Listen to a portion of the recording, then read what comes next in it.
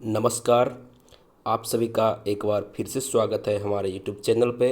हम हैं CTET cracker. जैसा कि हम लोग एसएसटी में 6 क्लास का ज्योग्राफी पढ़ रहे थे, तो उसी क्रम में आज हम पढ़ेंगे ज्योग्राफी 6 क्लास का 4th चैप्टर, जिसका हेडिंग है मानचित्र। यानी कि आज हम मानचित्र के बारे में अध्ययन करेंगे कि मानचित्र क्या होता है, मानचित्र कितने प्रकार के होते हैं, मानचित्र हमारे लिए किस प्रकार से उपयोगी है और इस चैप्टर से किस प्रकार से प्रश्न पूछे गए हैं सीटेट में, तो उसके बारे में भी हम लोग जानकारी प्राप्त करेंगे। तो आइए शुरू करते हैं हम अपना अध्याय मानचित्र। ठीक है। तो जैसा कि पिछले अध्याय तक आपने पढ़ा कि ग्लोब जो है वो क्या है, तो ग्लोब में पृथ्वी का अध्ययन करना चाहते हैं तब ग्लोब हमारे लिए क्या होता है, काफ़ी उपयोगी साबित हो जाता है। यानी कि अगर आप पृथ्वी का अध्ययन, पूरी पृथ्वी का अध्ययन करना चाहते हैं तो आपके लिए ग्लोब बहुत ही महत्वपूर्ण साबित होता है, क्योंकि उसके आधार पे आप पृथ्वी के चारों ओर से अध्ययन कर सकते हैं, क्योंकि ग्लोब क्या होता है, गोल होता है। ठीक है। और पृथ्वी पर जितने भी देश हैं उसको आप एक ही बार में उसके बारे में आप जानकारी ले सकते हैं। तो इसीलिए जब पूरी पृथ्वी का अध्ययन करना होता है तो ग्लोब आपके लिए क्या हो जाता है, बहुत ही उपयोगी साबित होता है। लेकिन मानचित्र जो है वो क्या है कि अगर आप पृथ्वी पर का केवल एक भाग, बात को समझिएगा, जैसे कि आप किसी खास देश के बारे में जानकारी प्राप्त करना चाहते हैं, या किसी खास राज्य के बारे में जानकारी प्राप्त करना चाहते हैं, या किसी जिला के बारे में, या कोई शहर के बारे में, या कोई गांव के बारे में आप अध्ययन करना चाहते हैं, तो ग्लोब आपके लिए उतना उपयोगी साबित नहीं होगा। क्योंकि क्या होता है, ग्लोब गोल होता है, गोलाकार होता है। ठीक है। और उसकी सतह पे आप किसी भी चीज़ को दर्शाइएगा तो वो भी आपको मतलब उसी आकार में, गोलाकार आकार में ही आपको अध्ययन करना पड़ेगा। तो उस आकार में आपको अध्ययन करना उतना आसान नहीं होगा जितना कि आप मानचित्र के माध्यम से किसी भी देश, राज्य, जिला, शहर तथा गांव के बारे में खास प्रकार से आप अध्ययन कर सकते हैं। ठीक है। तो देखिए, सर्वप्रथम हम लोग जानते हैं कि मानचित्र है क्या। तो आप नोट करिएगा कि मानचित्र किसको कहते हैं। तो देखिएगा, यहाँ से ध्यान दीजिएगा, मानचित्र क्या है। तो मानचित्र पृथ्वी की सतह या इसके एक भाग का पैमाने के माध्यम से चपटी सतह पर खींचा गया चित्र है। ठीक है। जैसा कि ग्लोब में क्या होता है, ग्लोब गोलाकार होता है, ग्लोब का जो सतह होता है गोलाकार सतह होता है। तो इसको पूरी तरह से चपटा करना संभव नहीं है। जैसे कि यहाँ पे आपको एक एग्जाम्पल भी दिया गया है। देखिए इसमें क्या कहा जा रहा है कि एक रबड़ की पुरानी गेंद लीजिए, ठीक है, और उसको उस पर एक रेखा बना दीजिए, उसके चारों तरफ मार्कर ले लीजिए, एक रेखा बना दीजिए गोल सा। आप जैसे कर्क रेखा देखे थे, मकर रेखा देखे थे, भूमध्य रेखा देखे थे, तो उसी प्रकार का एक रेखा बना दीजिए, है ना। और अब क्या करिए कि अब चाकू से इस गेंद को काट दीजिए तथा उसे चपटा करने की कोशिश करके देखिए। तो क्या आप उसका जो चित्र है वो किस प्रकार से आप देख सकते हैं। यानी कि उसको पूरी तरह से चपटा करना संभव नहीं है। आपका जो चित्र है वो, उसका रूप क्या होगा, बिगड़ जाएगा। तो वही बात है ग्लोब के साथ कि आप अगर ग्लोब पे भी किसी भी चीज़ को दर्शाना चाहिएगा तो वो पूरी तरह से चपटा नहीं हो पाएगा। इसलिए हमें मानचित्र की आवश्यकता होती है किसी भी खास जगह के बारे में जानकारी प्राप्त करने के लिए या अध्ययन करने के लिए। ठीक है। तो मानचित्र को बारे में आप समझे कि मानचित्र पृथ्वी की सतह या इसके एक भाग का पैमाने के माध्यम से चपटी सतह पर खींचा गया चित्र है। ठीक है। लेकिन एक गोलाकार सतह को पूरी तरह से चपटा करना संभव नहीं है, इसलिए हमें मानचित्र की आवश्यकता होती है। ठीक है। अब देखिए, मानचित्र भी कई प्रकार के होते होंगे। छोटे मानचित्र होते होंगे, बड़े मानचित्र होते होंगे। ठीक है। आप 9th या 10th में जब पढ़ते होंगे तो आप एटलस भी रखते होंगे। तो एटलस क्या होता है, ठीक है, कि मानचित्रों का संग्रह होता है। मतलब विभिन्न प्रकार के मानचित्र आपको एक जगह संग्रह कर दिया जाता है, तो उसी को आप एटलस कहते हैं। तो विभिन्न प्रकार के मानचित्र हम देखते हैं। छोटे मानचित्र, छोटे क्षेत्र का, जैसे किसी गांव का मानचित्र भी आप देखे होंगे कि आपके गांव में कितने खेत हैं। ठीक है। आपके दादा या आपके पिताजी के पास होगा। ठीक है। आप भारत का भी मानचित्र देखते हैं, आप किसी शहर का भी, ज़िले का भी मानचित्र देखते हैं। तो मानचित्र कई प्रकार के होते हैं। लेकिन यहाँ से एक और पॉइंट है आपके लिए कि जब बहुत से मानचित्रों को एक साथ रख दिया जाता है तब एक एटलस बन जाता है। ठीक है। एटलस क्या होता है कि जब बहुत से मानचित्रों को एक साथ रख दिया जाता है तब एक एटलस बन जाता है और एटलस विभिन्न प्रकारों तथा अलग अलग पैमानों से खींची गई मापों पर आधारित होता है। ठीक है, एटलस में क्या होता है, विभिन्न प्रकार के मानचित्र होते हैं, विभिन्न प्रकार के पैमानों से खींचे जाते हैं, विभिन्न प्रकार के मापों पर आधारित होते हैं। ठीक है, मान लें कि पैमाने के यहाँ पे मतलब है कि अगर किसी मानचित्र में 1 सेंटीमीटर बराबर 5 किलोमीटर दर्शाया गया है, तो कहीं पे 1 सेंटीमीटर बराबर 110 किलोमीटर भी आपको देखने को मिल सकता है। तो अनेक प्रकार के मानचित्र जब एक जगह एक साथ रख दिए जाते हैं तो उसी को हम लोग क्या कहते हैं, एटलस कहते हैं। और इस प्रकार हम जानते हैं कि मानचित्र विभिन्न प्रकार के होते हैं, जिसमें से कि आपको नीचे उसका वर्णन दिया जा रहा है और यहीं से आपके लिए प्रश्न पूछा जाता है सीटेट में। तो देखिए मानचित्र कितने प्रकार के होते हैं, अब यहाँ से नोट करेंगे हम लोग। देखिए सबसे पहले है भौतिक मानचित्र। देखिए भौतिक मानचित्र क्या होता है, तो पृथ्वी की प्राकृतिक आकृतियों, अब पृथ्वी की प्राकृतिक आकृति में कौन कौन सा आकृति आ जाएगा, तो पर्वत हो गया, पठार हो गया, मैदान हो गया, नदियाँ हो गई, महासागर हो गए इत्यादि को दर्शाने वाले मानचित्र को भौतिक या उच्चावच मानचित्र कहा जाता है। ठीक है, यहीं से क्वेश्चन आपको पूछ देगा सीटेट में, और पूछ देगा क्या, पूछा भी गया है कि पर्वतों, पठारों, मैदानों, नदियों को जिस मानचित्र पर दर्शाया जाता है उसको हम क्या कहते हैं, तो उसको हम लोग क्या कहेंगे, भौतिक या उच्चावच मानचित्र। ठीक है, तो सबसे पहला हमारा है भौतिक मानचित्र, जिसमें कि प्राकृतिक आकृतियों को, पृथ्वी पर की प्राकृतिक आकृतियों को दर्शाया जाता है। अब देखिए दूसरा मानचित्र क्या है, दूसरा है राजनीतिक मानचित्र। ये भी प्रश्न आपके लिए सीटेट में पूछा गया है कि यदि किसी नगर, शहर, ठीक है, गांव, राज्य या विश्व के विभिन्न देशों को अगर दर्शाया जाता है, दर्शाने के लिए आप किस मानचित्र का उपयोग करेंगे, तो हमारा आंसर क्या हो जाएगा, राजनीतिक मानचित्र। तो देखिए राजनीतिक मानचित्र की परिभाषा क्या है, तो राज्यों, नगरों, शहरों तथा गांवों और विश्व के विभिन्न देशों व राज्यों तथा उनकी सीमाओं को दर्शाने वाले मानचित्र को राजनीतिक मानचित्र कहते हैं। तो ये रहा हमारा राजनीतिक मानचित्र, जिसमें कि हम राज्य हो गया, शहर हो गया, गांव हो गया या देश हो गया इत्यादि को हम लोग दर्शाते हैं। अब भारत का मानचित्र को आप लोग किस प्रकार के मानचित्र से अध्ययन करेंगे, तो हमारा आंसर क्या होगा, राजनीतिक मानचित्र, क्योंकि भारत एक देश है। ठीक है, अब आगे देखिएगा, आगे है थीमैटिक मानचित्र। तो देखिए थीमैटिक मानचित्र क्या होता है, इसके बारे में भी देख लीजिए।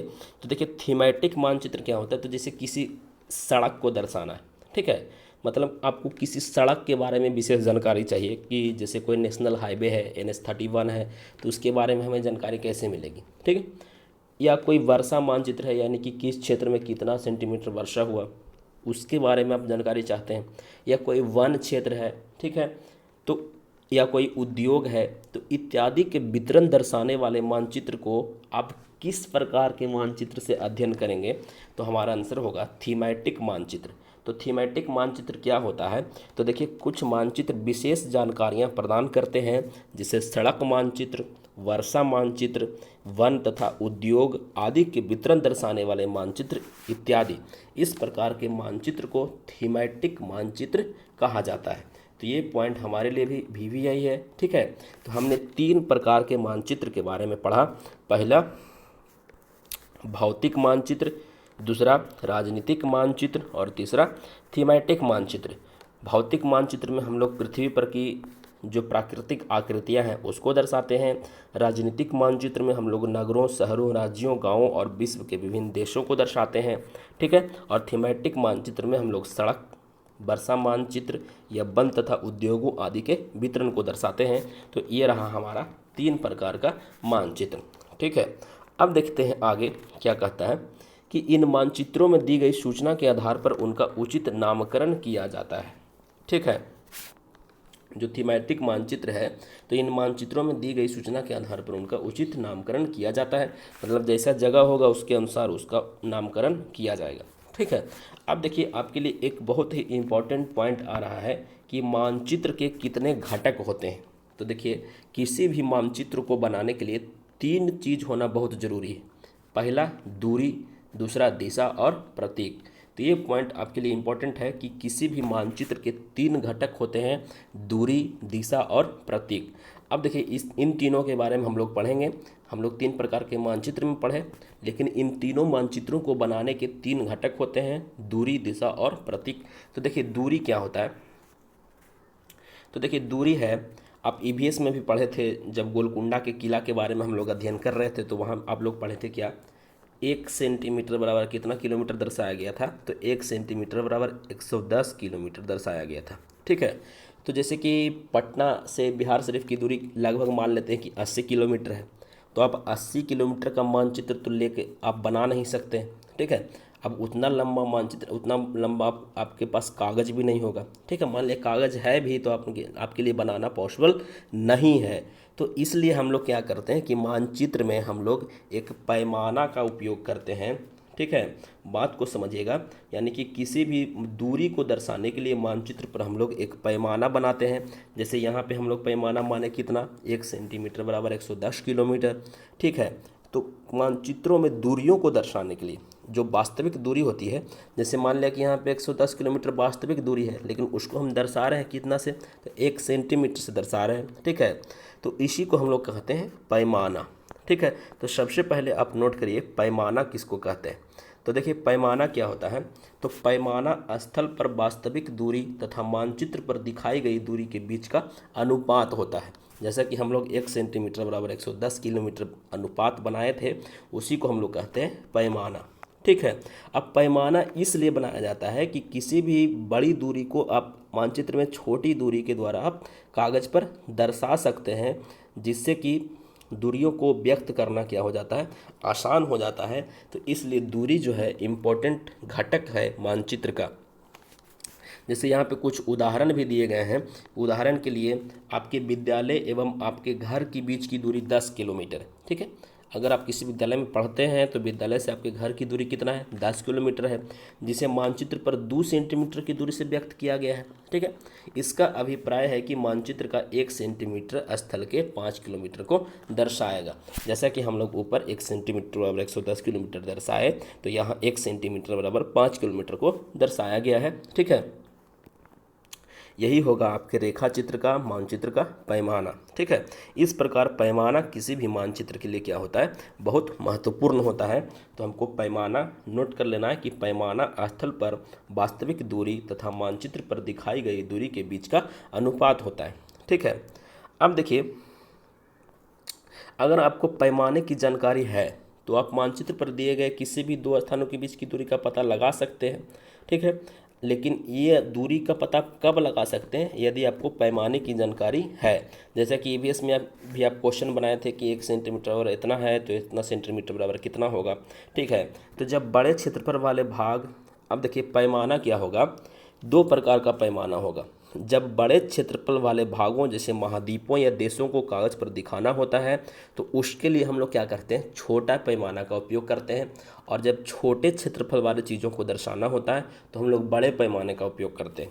तो देखिए छोटा पैमाना और बड़ा पैमाना में क्या अंतर होगा। तो देखिए क्या है कि जब बड़े क्षेत्रफल वाले भागों जैसे महाद्वीपों या देशों को कागज़ पर दिखाना होता है तब हम लोग छोटे पैमाने का उपयोग करते हैं। ठीक है, जब किसी बड़े क्षेत्रफल जैसे महाद्वीप, तो महाद्वीप देश से भी बड़ा होगा। ठीक है, उसमें कई देश होंगे, या देश तो देश में कई राज्य होंगे। ठीक है, तो उनको दर्शाने के लिए हम लोग क्या करते हैं, छोटे पैमाने का उपयोग करते हैं।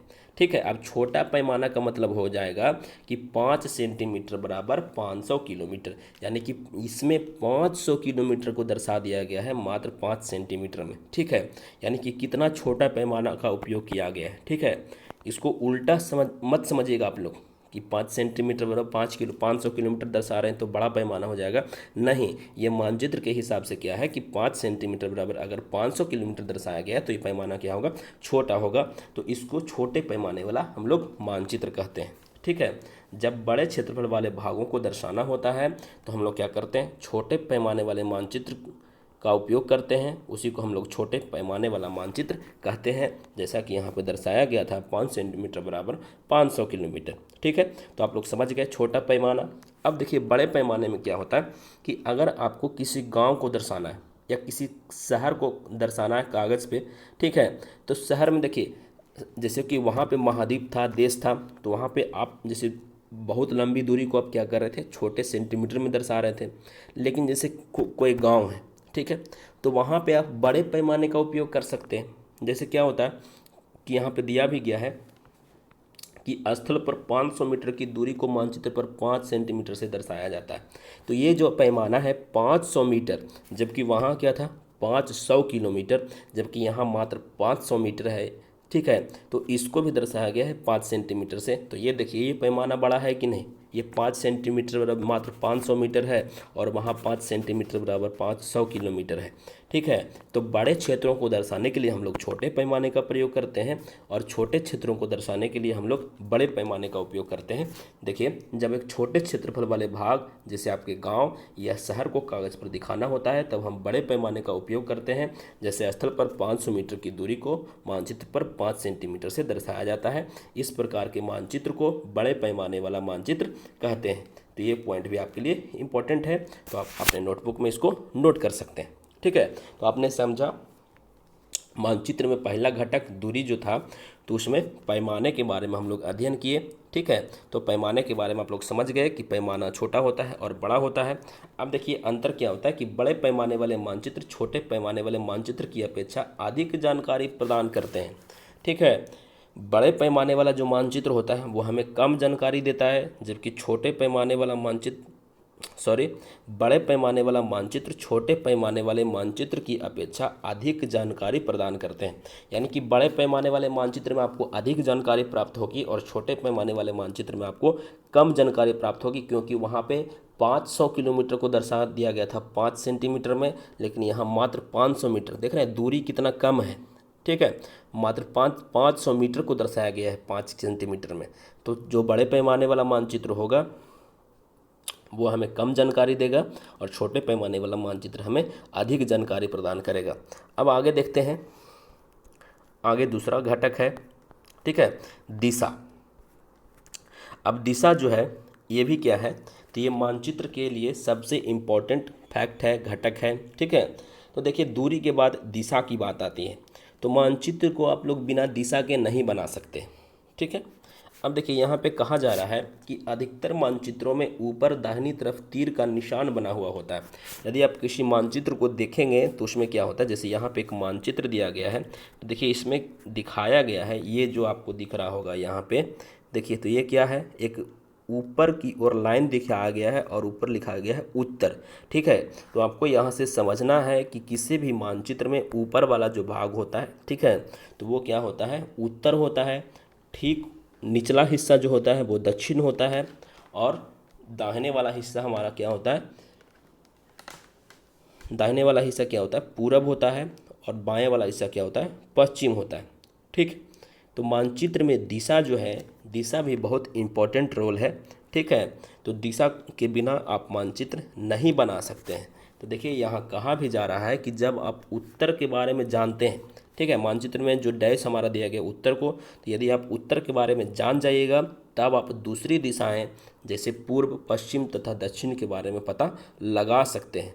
ठीक है, अब देखिए यहाँ पे एक चित्र दिया गया है जिसमें कि दिशाओं के बारे में आपको दिखाया गया है। ठीक है, लेकिन उसके पहले आप एक पॉइंट नोट कर लीजिए कि ये 4 मुख्य दिशाएं जो हैं, ठीक है, कौन कौन, उत्तर, दक्षिण, पूरब एवं पश्चिम, जो दिखाया गया था मानचित्र में, वे प्रधान दिग्बिंदु कहे जाते हैं। ठीक है, एक यहाँ से आपको एक टर्म आया है प्रधान दिग्बिंदु। तो दिग्बिंदु किसको कहते हैं, तो जो हमारे 4 मुख्य दिशाएं होती है उसी को हम लोग कहते हैं प्रधान दिग्बिंदु। ठीक है, लेकिन इन 4 दिशाओं के बीच में भी 4 दिशाएं होती है। अब उसको हम लोग एक चित्र के माध्यम से देखेंगे, क्योंकि ये चित्र एक बार दे दिया गया था सीटेड क्वेश्चन में ये वाला जो चित्र है वही दे दिया गया था, सेम चित्र, और पूछा गया था दिशा के बारे में। तो देखिए चित्र आप देखिए ध्यान से, इसको थोड़ा सा जूम करके हम लोग पढ़ते हैं।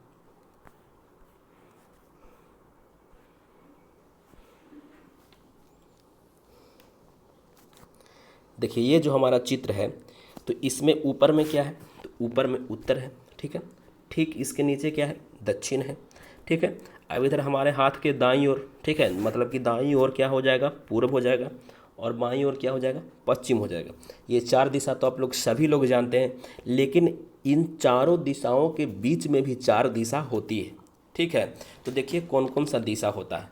तो पहले आ जाइए उत्तर और पूरब के बीच में, उत्तर और पूरब। तो देखिए उत्तर और पूरब के बीच में जो दिशा होगा वो क्या होगा, उत्तर पूरब। तो आपको एक दिशा यहाँ से मिला उत्तर पूरब। ठीक उसी प्रकार पश्चिम से दक्षिण के बीच में, ठीक है, कहाँ से कहाँ के बीच में, पश्चिम से दक्षिण के बीच में। तो देखिए पश्चिम से दक्षिण के बीच में जो हमें दिशा मिलती है उसको हम लोग कहते हैं दक्षिण पूरब, ठीक है, सॉरी पूरब से दक्षिण के बीच में, पश्चिम नहीं, ये थोड़ा सा मिस्टेक हो गया बोलने में, पूरब से दक्षिण के बीच में दक्षिण पूरब, ठीक है। ठीक उसी प्रकार यहाँ से आ जाइए दक्षिण से पश्चिम, दक्षिण से पश्चिम के बीच में कौन सा दिशा मिलेगा, दक्षिण पश्चिम, ठीक है। दक्षिण से पश्चिम जाइएगा तो उसके बीच में आपको कौन सा दिशा मिल जाएगी, दक्षिण पश्चिम। और यहाँ से आपको पश्चिम से उत्तर जाना है तो यहाँ जो दिशा मिलेगी वो क्या हो जाएगा, उत्तर पश्चिम, ठीक है। एक बार फिर से देख लीजिए, उत्तर से पूरब के बीच में उत्तर पूरब, पूरब से दक्षिण के बीच में दक्षिण पूरब, ठीक है। दक्षिण से पश्चिम के बीच में दक्षिण पश्चिम और पश्चिम से उत्तर के बीच में उत्तर पश्चिम। तो ये 8 दिशाएं हैं जिसके बारे में आप लोग समझ गए, ठीक है। और अच्छा होगा कि ये चित्र आप अपने नोटबुक में बना लीजिएगा क्योंकि ये सेम क्वेश्चन पूछा गया था सीटेट में, और जब हम लोग क्वेश्चन करेंगे तो हम लोग क्वेश्चन को देखेंगे, ठीक है। तो ये दिशाओं के ज्ञान के बारे में है जो एक मानचित्र में उपयोग किया जाता है। तो आप लोग भली भांति इससे परिचित होंगे, पहले से भी जानते होंगे, ठीक है। तो दिशा जो है दूसरा घटक है मानचित्र का। तो हम लोग समझ गए 4 दिशाओं के बारे में और उनके बीच में जो 4 दिशाएं होते हैं उनके बारे में। लेकिन ये जो 4 मुख्य दिशा है आपका उत्तर दक्षिण पूरब पश्चिम, इसको हम लोग प्रधान दिग्बिंदु कहते हैं। अब देखिएगा यहाँ से क्वेश्चन पूछा जाता है कि किस यंत्र की सहायता से आप दिशा के बारे में जानकारी प्राप्त कर सकते हैं, ठीक है। तो देखिए यहाँ पे दिया भी गया है कि हम दिक् सूचक की सहायता से किसी स्थान की दिशा का पता लगा सकते हैं। यह एक यंत्र है जिसकी सहायता से मुख्य दिशाओं का पता लगाया जाता है। इसकी चुंबकीय सुई की दिशा हमेशा उत्तर दक्षिण दिशा में होती है, ठीक है। एक यंत्र है जिसका नाम है दिक् सूचक, जिसकी सहायता से हम किसी भी स्थान की दिशा का पता लगा सकते हैं। इसकी जो चुंबकीय सुई होती है हमेशा उत्तर दक्षिण दिशा में होती है। देखिए दिक् सूचक यंत्र का आपको यहाँ पे चित्र दिखाया गया है, ये है आपका दिक् सूचक, ठीक है। अब देखिए इसमें क्या है कि ये जो सुई है आपका, ये सुई और ये सुई, तो एक सुई किधर है, उत्तर में, और एक सुई किधर है, दक्षिण में। तो इसी से हम लोग किसी भी स्थान की दिशा के बारे में जानकारी प्राप्त आसानी से कर लेते हैं। तो ये हमारा है दिक् सूचक, ठीक है। तो आप लोग नोट कर लीजिएगा कि दिक् सूचक की सहायता से किसी भी स्थान की दिशा का पता लगाया जा सकता है और इसकी सुई जो होती है हमेशा उत्तर दक्षिण दिशा में होती है, ठीक है। अब देखिएगा प्रतीक, प्रतीक क्या होता है। तो किसी भी मानचित्र का तीसरा प्रमुख घटक है प्रतीक। जैसे भवनों, सड़कों, पुलों, वृक्षों, रेल की पटरियों या कुएं को दिखाना संभव नहीं होता है। आप मानचित्र पर आप किसी भी भवन या मंदिर या नदी, ठीक है, या पुल हो गया या वृक्ष हो गया या रेल की पटरी हो गया या कोई कुआं हो गया, तो उसको आप सेम टू सेम नहीं दिखा सकते हैं। उसके लिए हम लोग एक सिंबल का उपयोग करते हैं, एक प्रतीक का उपयोग करते हैं, जो कि नीचे कुछ प्रतीकों के बारे में आप जानकारी देखेंगे, जिसके माध्यम से क्या होता है कि प्रतीकों के इस्तेमाल के द्वारा मानचित्र को आसानी से खींचा जाता है और इनका अध्ययन करना क्या होता है, आसान होता है। अगर आप मानचित्र पर कुआं ड्रा करने चलिएगा तो पता चलेगा कि आप पूरे मानचित्र में कुआं ही बना के आए हैं, आप पूरे मानचित्र में भवन ही बना के आए हैं, तो ऐसा नहीं है। इसके लिए हम लोग एक विशेष प्रकार के सिंबल्स का उपयोग करते हैं, चिन्ह का उपयोग करते हैं। देखिए क्या है, जैसे रेलवे लाइन है, ठीक है, जैसे रेलवे लाइन है उसमें भी बड़ी लाइन है, मीटर लाइन है, रेलवे स्टेशन है।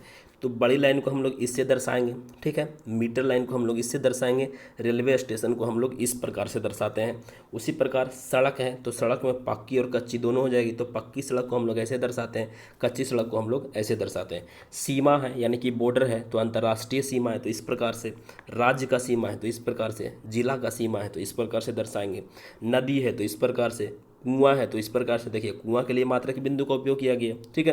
तालाब को इस प्रकार से दर्शाते हैं, नहर को इस प्रकार से दर्शाते हैं और पुल को कुछ इस प्रकार से। मंदिर को देखिए, इधर ये चर्च हो गया आपका, ये मस्जिद हो गया और यह क्या है, छतरी है, ठीक है। पोस्ट ऑफिस को देखिए पीओ लिखते हैं, पोस्ट एवं टेलीग्राफ ऑफिस को पीटीओ लिखते हैं, पुलिस स्टेशन को हम लोग पीएस लिखते हैं। देखिए बस्ती के लिए हम लोग यानी कि कोई मतलब कस्बा है, बस्ती है, तो उसके लिए इस प्रकार से उपयोग करते हैं। कब्रिस्तान को हम लोग इस प्रकार से दर्शाते हैं, पेड़ को इस प्रकार से दर्शाया जाता है, और घास को कुछ इस प्रकार से। तो ये जो है ये क्या है, तो इसका आप लोग स्क्रीनशॉट ले लीजिए, ठीक है। इससे क्या होगा, आपको समझने में आसानी होगी कि हम लोग किस प्रकार से मानचित्र पर इसको दर्शाते हैं, ठीक है। तो अब देखिए ये जो चीज़ें हैं, प्रतीक हैं, चिन्ह हैं, तो इसको हम लोग क्या कहते हैं, रूढ़ चिन्ह कहते हैं, ठीक है। इन प्रतीकों के उपयोग के संबंध में एक अंतर्राष्ट्रीय सहमति भी है, यानी कि किसी भी चीज़ को इसे ही दर्शाया जाएगा। यदि आप इंटरनेशनल मैप देखिए या नेशनल मैप देखिए, तो उसमें आपको यही चीज़, मतलब ये जो है आपका अंतर्राष्ट्रीय रूप से क्या है, मान्यता प्राप्त है, अंतर्राष्ट्रीय सहमति है, ठीक है। और इसको हम लोग कहते हैं रूढ़ चिन्ह। इन प्रतीकों को हम लोग क्या कहते हैं, रूढ़ चिन्ह कहते हैं, ठीक है। तो देखिए यहाँ लिखा हुआ भी है कि ये जो चिन्ह है ये क्या है, तो ये रूढ़, ठीक है, ये रूढ़ प्रतीक कहे जाते हैं, ठीक है। इन चिन्हों को, प्रतीकों को हम लोग रूढ़ प्रतीक कहते हैं, जो आपने ऊपर देखा, जिसका स्क्रीनशॉट आपने लिया, ठीक है। अब कुछ रूढ़ प्रतीक चित्र 4.3 में दर्शाए गए हैं, जैसा कि आप लोग देखें, और विभिन्न रंगों का उपयोग भी इसी उद्देश्य से किया जाता है। उदाहरण के लिए देखिए, अब देखिए वहाँ पे आप क्या देखें, यहाँ पे विभिन्न प्रकार के रंग भी देखें, जैसे ये नीला रंग देखें, ठीक है, यहाँ पे भी नीला है, यहाँ पे भी नीला है। अब देखिए पेड़ के लिए हरा है, ठीक है, किसी बस्ती के लिए लाल रंग का उपयोग किया गया है। तो यहाँ से क्वेश्चन पूछा गया सीटेट में कि जलाशयों को आप किस रंग से दर्शाते हैं, यानी कि जो पानी होता है, यानी कि जो जलाशय होता है, उसको आप किस प्रकार, किस रंग से दर्शाते हैं। तो देखिए आप नोट कर लीजिएगा कि नीले रंग का इस्तेमाल जलाशय के लिए, भूरा रंग पर्वतों के लिए, पीला रंग पठारों के लिए, और हरा रंग मैदानों को दर्शाने के लिए किया जाता है, ठीक है। तो ये आपके लिए इंपॉर्टेंट है कि नीले रंग से हम लोग जलाशयों को दर्शाते हैं, भूरे रंग से पर्वतों को, पीले रंग से पठारों को, और हरे रंग से मैदानों को दर्शाते हैं, ठीक है। तो ये रूढ़ चिन्ह जो होते हैं हम लोग कुछ उस प्रकार से दर्शाते हैं, जैसा कि आप लोग स्क्रीनशॉट लिए। अब देखिए एक टर्म है रेखा चित्र।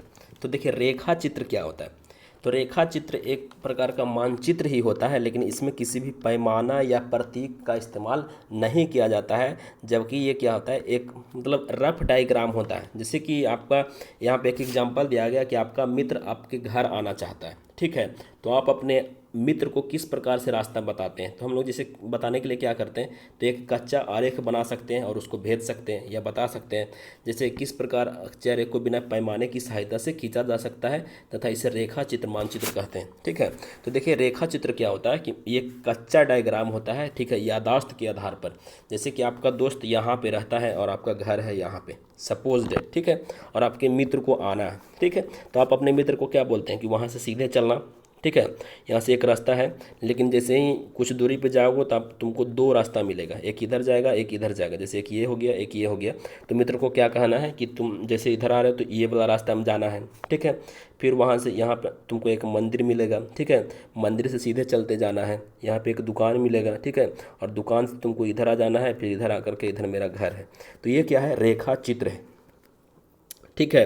तो रेखा चित्र आप आसानी से समझिए, सिंपल भाषा में समझिए कि रेखा चित्र एक आरेखन है जो पैमाने पर आधारित ना होकर यादाश्त और स्थानीय प्रेक्षण पर आधारित होता है, ठीक है। रेखा चित्र आप लोग इस प्रकार से नोट कर सकते हैं कि कच्चे आरेख को बिना पैमाने की सहायता से खींचा जाता है तथा इसे रेखा चित्र मानचित्र कहते हैं। रेखा चित्र मानचित्र किसको कहते हैं, तो कच्चा आरेख जिसको बिना पैमाने की सहायता से खींचा जाता है उसे रेखा चित्र कहते हैं। इसमें किसी भी पैमाने की आवश्यकता नहीं होती है। एक स्थान को दूसरे स्थान के सापेक्ष दिखाने के लिए किसी भी पैमाने की आवश्यकता नहीं होती है, ठीक है। आप अपने मित्र के घर जाते हैं तो कुछ इसी प्रकार का पैमाना आप उपयोग करते हैं, ठीक है। तो इसी को हम लोग कहते हैं रेखा मानचित्र। और एक लास्ट में एक और टर्म है जो है खाका। खाका क्या होता है, तो देखिए क्या है, एक छोटे क्षेत्र का बड़े पैमाने पर खींचा गया रेखाचित्र खाका कहा जाता है। इसको नोट कर लीजिएगा कि एक छोटे क्षेत्र का बड़े पैमाने पर खींचा गया रेखाचित्र खाका कहलाता है। अब देखिए खाका में क्या होता है कि रेखा चित्र में तो आप बता दिए कि ऐसे ऐसे मेरा घर आना है, ठीक है, लेकिन जैसे कि आपको किसी रेखा चित्र में किसी कमरे की लंबाई और चौड़ाई बताना है। मान के चलिए, सिंपली मान के चलिए कि आपके घर का नक्शा है। अब उसमें आप क्या कर सकते हैं, मानचित्र में आप अपने तो किसी कमरे की लंबाई या अपने घर की लंबाई चौड़ाई आप नहीं दिखा सकते हैं। उसमें जो ऑफिशियल होते हैं आप एक एरिया का दर्शाया जाता है, ठीक है, उसमें किसी भी आप किसी घर के किसी कमरे की लंबाई चौड़ाई आप मानचित्र में नहीं दिखा सकते हैं, ठीक है। लेकिन एक बड़े पैमाने वाला मानचित्र से हमें बहुत सी जानकारियाँ भी प्राप्त होती है, ठीक है। आप देखिए भी कि एक गांव के लिए जैसे 5 सेंटीमीटर बराबर 500 मीटर दर्शाया गया था, तो उसमें बहुत सी जानकारी प्राप्त होती है, लेकिन आप किसी घर के कमरे की जानकारी आप नहीं प्राप्त कर सकते हैं। तो उस समय हम लोग क्या करते हैं, तो उस समय हम लोग बड़े पैमाने वाला एक रेखा चित्र खींच सकते हैं, जिसे खाका कहते हैं, ठीक है। रेखा चित्र, बड़े पैमाने वाला रेखा चित्र खींचिए, जिसको हम लोग खाका कहेंगे, ठीक है। इसमें एकमात्र घर के कमरे को ही दिखाया जाता है, ठीक है। इसमें आपको जैसे मान के चलिए सिंपली आपके घर का नक्शा है, उसी को हम लोग खाका कहते हैं, यानी कि एक छोटे क्षेत्र का बड़े पैमाने पर खींचा गया रेखा चित्र खाका कहा जाता है। और लेकिन रेखा चित्र में पैमाने पर आधारित ना होकर याददाश्त और स्थानीय प्रेक्षण पर आधारित होता है। जो आपका रेखा चित्र होता है वो याददाश्त और स्थानीय प्रेक्षण पर आधारित होता है, लेकिन जब आप एक छोटे क्षेत्र का बड़े पैमाने पर खींचा गया रेखा चित्र बनाते हैं तो उसी को हम लोग खाका कहते हैं। तो इतना ही पढ़ना था आपको इस चैप्टर में, ठीक है। अब नीचे कुछ प्रश्न दिए गए हैं तो उसको कर लीजिए। तो मानचित्र के 3 घटक कौन कौन से हैं, तो देखिए 3 घटक कौन कौन से होते हैं, तो दूरी, दिशा और प्रतीक, ठीक है। ये 3 घटक हैं, दूरी, दिशा और प्रतीक। प्रधान दिग्बिंदु कौन से हैं, तो 4 दिशा हमारा उत्तर, दक्षिण, पूरब और पश्चिम। मानचित्र के पैमाने से आप क्या समझते हैं, तो मानचित्र का पैमाना क्या होता है, मानचित्र का पैमाना अनुपात होता है, ठीक है। जिसको कि आप एक दूरी दिखाते हैं, ठीक है, जैसे कि 5 सेंटीमीटर बराबर 500 किलोमीटर, तो एक अनुपात होता है मानचित्र का पैमाना। ग्लोब की अपेक्षा मानचित्र अधिक सहायक होता है, कैसे, तो ग्लोब में हम किसी भी पृथ्वी के भाग को आसानी पूर्वक नहीं दिखा सकते हैं, लेकिन मानचित्र में हम दिखा सकते हैं। तो इसलिए मानचित्र हमारे लिए अधिक सहायक है किसी भी स्थान, किसी भी खास प्रकार के स्थान को अध्ययन करने के लिए। मानचित्र एवं खाका के बीच अंतर बताइए। तो मानचित्र क्या होता है कि मानचित्र एक चपटी सतह पर खींचा गया, क्या देखे थे हम लोग, पैमाने वाला खींचा गया चित्र है, ठीक है, यानी कि चपटी सतह पर पैमाने वाला खींचा गया चित्र को हम लोग कहते हैं मानचित्र। और खाका किसको कहते हैं, तो एक बड़े पैमाने वाला रेखा चित्र क्या कहलाता है, खाका कहलाता है। कौन सा मानचित्र विस्तृत जानकारी प्राप्त करता है, तो बड़े पैमाने वाला, ठीक है। कौन सा बड़े पैमाने वाला मानचित्र विस्तृत जानकारी प्राप्त करता है, प्रदान करता है। प्रतीक किस प्रकार मानचित्रों के अध्ययन में सहायक होते हैं, तो प्रतीक किस प्रकार से सहायक होते हैं, तो आप कमेंट करके बताइए। एक प्रश्न मैं आपके लिए छोड़ रहा हूँ। अब देखिएगा कुछ ऑब्जेक्टिव प्रश्न है। तो वृक्षों के वितरण को दिखाने वाले मानचित्र क्या कहलाते हैं, तो वृक्ष को आप किस प्रकार के मानचित्र में दर्शाइएगा, तो वृक्ष को आप थीमेटिक मानचित्र में, ठीक है। नीले रंग का इस्तेमाल किसे दिखाने के लिए किया जाता है, जलाशय में। ये क्वेश्चन ऑलरेडी सीटेट में पूछा जा चुका है, ठीक है। आगे देखिएगा दिक्सूचक का उपयोग किया जाता है, तो दिक्सूचक का उपयोग किस लिए किया जाता है, तो मुख्य दिशा को पता लगाने के लिए। पैमाना आवश्यक है, पैमाना किसके लिए आवश्यक है, मानचित्र के लिए आवश्यक है, ठीक है। रेखा चित्र बिना पैमाने पर आधारित नहीं होता है। और प्रतीक मानचित्र में उपयोग किया जाता है, तो पैमाना आवश्यक है मानचित्र के लिए। तो इसी के साथ हमारा ये चैप्टर समाप्त हो गया, ठीक है। बाकी हम देखेंगे अगले वीडियो में। अगर ये अच्छा लगा तो वीडियो को लाइक कर दीजिएगा, वीडियो को ज़्यादा से ज़्यादा अपने दोस्तों तक शेयर कर दीजिएगा। और अभी तक आपने अगर इस चैनल को सब्सक्राइब नहीं किया है तो आज ही इस चैनल को सब्सक्राइब कर दीजिएगा। मिलते हैं अगले वीडियो में।